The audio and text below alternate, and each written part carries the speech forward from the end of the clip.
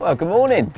Back for a Spooners vlog. It's been a while, but we are back to semi-familiar territory. We're back to Gordon's and Iris Lake, which are two embryo waters that, when the vlog first started a couple of years ago, this is one of the first ones we actually did. We fished Iris that time round.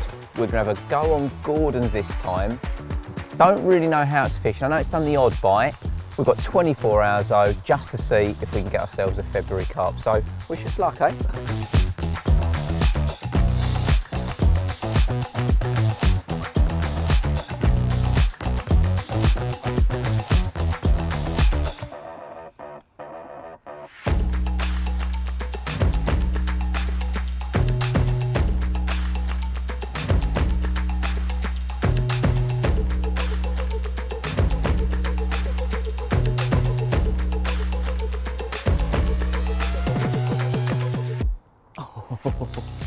Well, I think that will do. I'll check exactly how far that is in a sec, but I'm guessing it's about 80 to 90 yards. It's all much of a muchness out there. It's all pretty clean, pretty smooth, but there's definitely an area where I'm getting a slightly better drop. So that is what we're going to focus on. Now, there's a few things to consider on this lake. I've been told that there are crayfish present, so I'm going to be doing everything I can to A, keep them occupied, and B, to ensure that I'm still fishing effectively. So I'll show you through that in a second. Depth-wise, it's quite a deep lake, and you might remember from when we fished Iris, it was relatively shallow. There was less carp in there, but the average size of those carp was slightly bigger. A little bit different on this one. It's a slightly bigger water. It's much deeper. I think I'm fishing in about, judging by the map I've looked at, probably 14 to 16 foot, something like that. But it's February, it's really cold, and this lake definitely holds a lot more carp. So hopefully we can give them a bit of bait, keep the crayfish occupied, and see if we can't nick ourselves a bite or two. Let's go and check exactly how far out this was.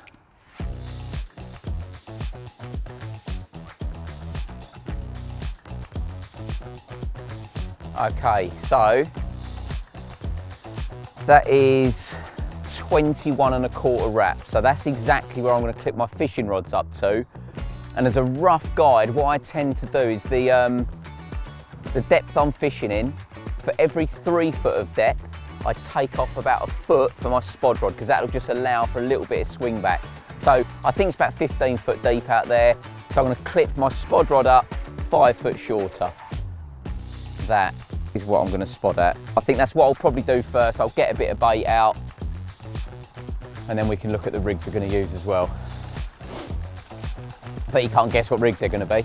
Of course it's a spinner rig. They're on all 3 rods because they're the rig that I've got the most confidence in. I'm using my favoured IQ2 boom in 15 pounds, something I've been doing for quite a long time now, and it is in conjunction with a lead setup I find myself using more and more. It's a running lead clip. I really think it gives the fish something different to think about. When they try to pick that up and that lead stays stuck to the spot and starts to slide away from them, I think it gets you more bites. It's as simple as that.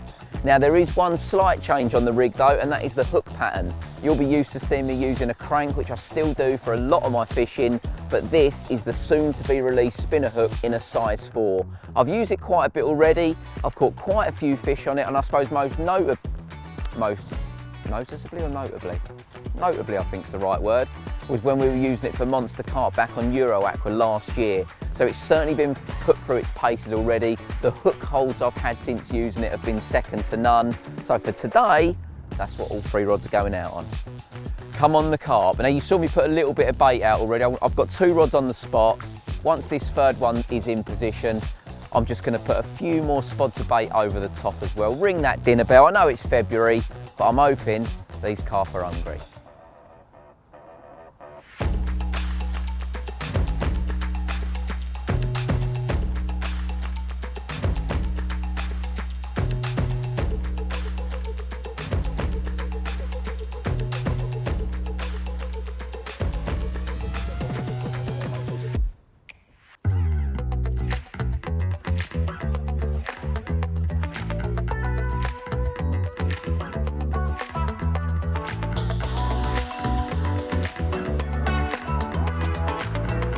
Well, we are all set.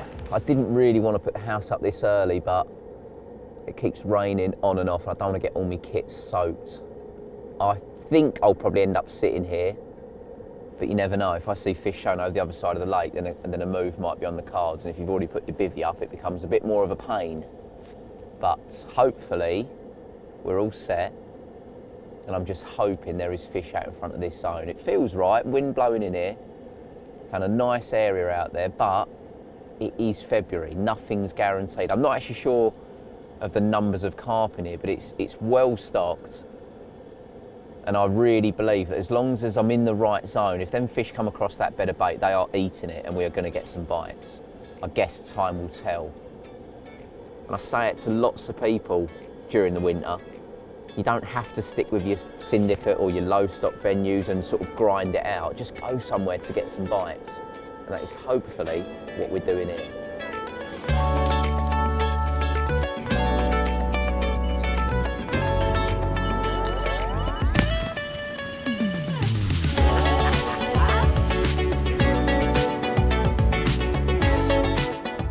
Well, I was just sitting there contemplating whether I'm in the right swim. Are they going to turn up? Are we going to catch? And the right hand rod, we've had a steady little take on. Now, I am often very upbeat, very confident about me fishing. If I'm sat by a lake, no matter the time of year, I always tell myself there's a good chance of a bite. Otherwise, what's the point of being there? I did not expect one quite this quickly.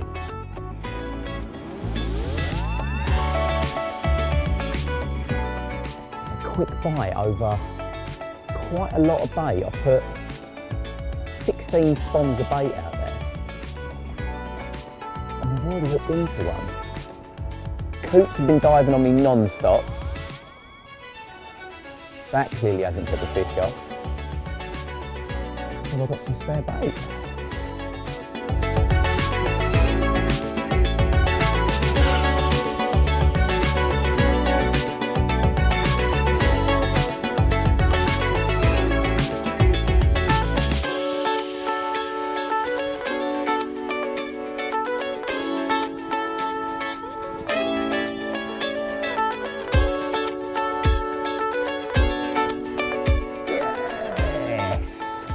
We are off the mark nice and early. Releases the old pressure of catching them in 24 hours, doesn't it? We'll get him unhooked, get the rig back out, top up the bait, and then we'll have a look at him.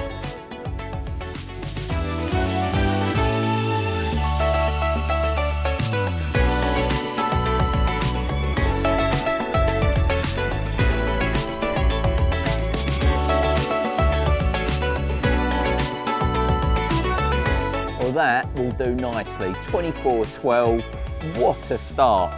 Like I said, a couple of grains of fake corn over quite a big bed of bait, which has got me to believe there's quite a few fish out there, so confidence is very high. A cold February day and we're holding up a fish of just under 25 pounds. Mwah.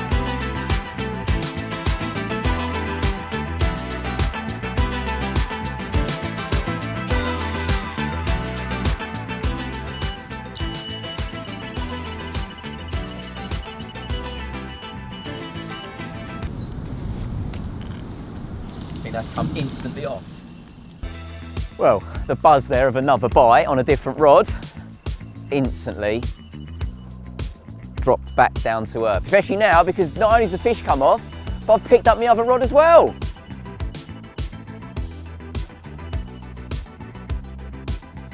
Oh, let's show everyone that you're having a mare. Yeah, cheers, Lou.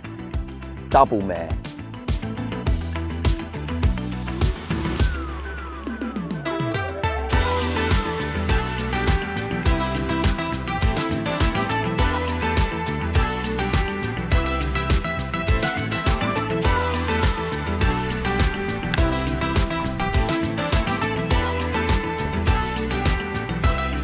Now, the regular watchers of the vlog might remember that when we were over here before on Iris, that there was that few weird things going on. I think we even found a skeleton or a skull at some point. Similar on this lake, but round here, there's a dog in the tree.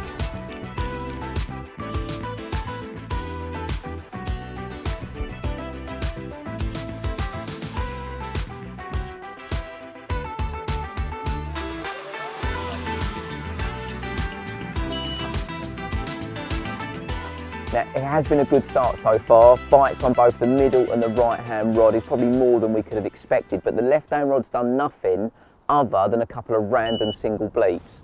Now, because of the crayfish, I just wanted to reel the rod in just to make sure that it was all good.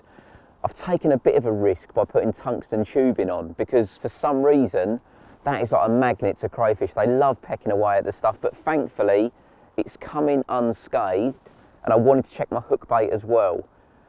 I erred on the side of caution from the get-go. Plastic is notoriously difficult for crayfish to deal with. They struggle to peck it away, but apparently in here, on occasions, they've been known to do that. So I've reeled in, it's all good, the rig looks perfect, the hook's still sharp, nothing's been nicked. So because I'm fishing through the night and it is getting dark, I can get this back on the spot and I can be relatively confident that all the things that we're doing are helping to deter the crayfish. I think that big bed of bait we've put out, because there's so many small particles in it, even if some crayfish do come in, there's plenty there for them to eat, rather than trying to eat my bit of plastic. So we'll get this back out, get ready for the night ahead.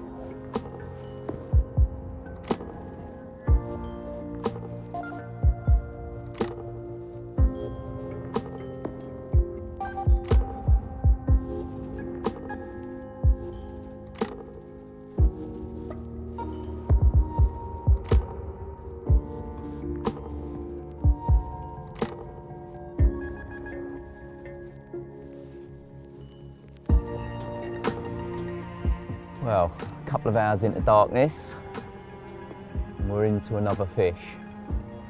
I'm just staying nice and low because where I'm fishing 3 rods quite tight together, I think I'm underneath both of the other rods. I'm not 100% on that. In fact, I'm totally wrong. I'm over the top of them all. But at least we can stay tangle free.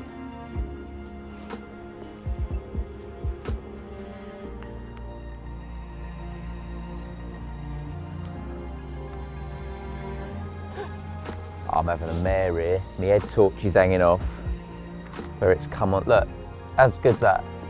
Can't see a thing.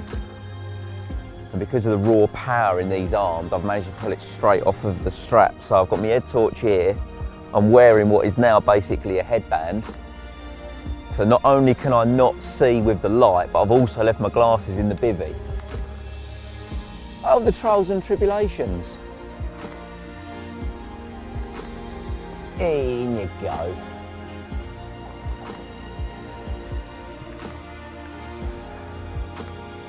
Now, I've actually got another rig already tied. I need to get some glasses, sort myself out.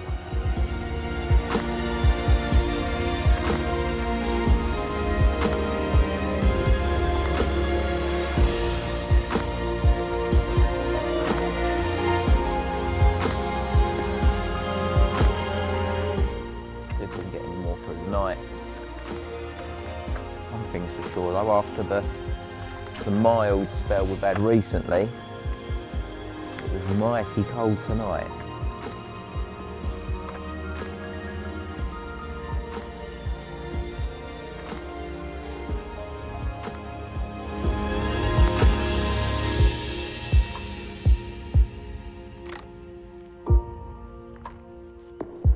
Okay, so fish number 2 is another 20-pounder. 20 pound 14. That'll do nicely. That is another lovely carp and another lovely result. Second fish on the bank, another 20-pounder, just under 21 pound this one. The rod's back out, we've rebaited. Let's see if there's a few more to come through the night. Whatever happens, it's been a lovely trip so far.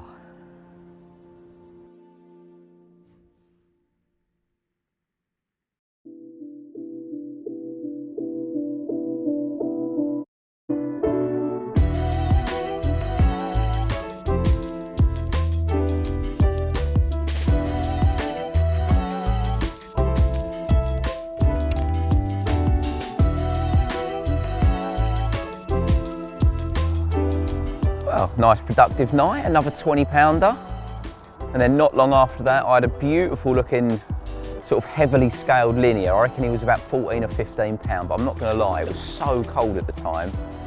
I just let him swim back off in the net without getting him out for a picture. Now, looking at my recast in the night, it's ever so slightly off the spot, so what I'm gonna do, just to make sure they're all good, I'm gonna reel all three in again, check all the hook baits, check all the hook points, get them back on the spot, top up the bait again, and see if we can nick one or two more before we leave. And I suppose that'll give me a good opportunity to show you the bait I've been using to try to avoid the crayfish, which so far seems to be doing the job. So one way of keeping crayfish occupied or preoccupied so they don't keep attacking your rig is to use a mix of sort of really small bits of bait. There's lots of crayfish in here, but they can come in over a bed of small bait and find the bit they want to eat, and it can keep them busy for quite a while. So I've kept it relatively simple, but just gone down the lines of lots of small bait. So I've got some hemp in there first of all. I've got some 10mm boilies that I've kept whole. I've also got a load of boilie crumb, just so it's basically fine particles of dust with tiny chops in there as well. And then finally, a load of sweet corn. So if you imagine a big carpet of that out there, even if 100 crayfish were to come in, they're all going to be able to be kept busy enough to hopefully reduce the chances of them finding my hook bait. And like I said, to keep the odds in my favour on that side of it as well, I've stuck with plastic hook baits. And so far, so good.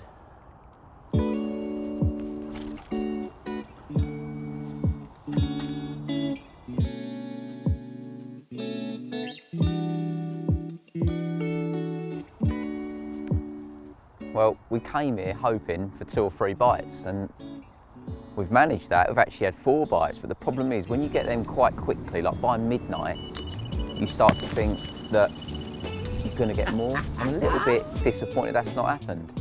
Huh? I'm not doing the t-shirts though. I'm not talking about the spring t-shirt launch. I'm not modelling them now. It's too cold. So yeah, there's not long left. I'm just hoping we can nick one more. I am happy with what we've caught, a couple of 20-pounders, but one more would be nice. There's still bait out there, coots are diving on me. I'm just hoping that a few carp move in the last hour or so. But we'll go away happy, whatever.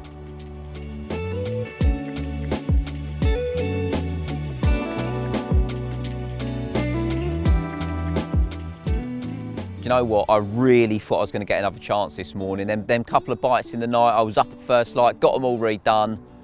Just hasn't happened. It looks like that's all she wrote. There is a little bit of time left, but I'm talking minutes, and I've got to be on it.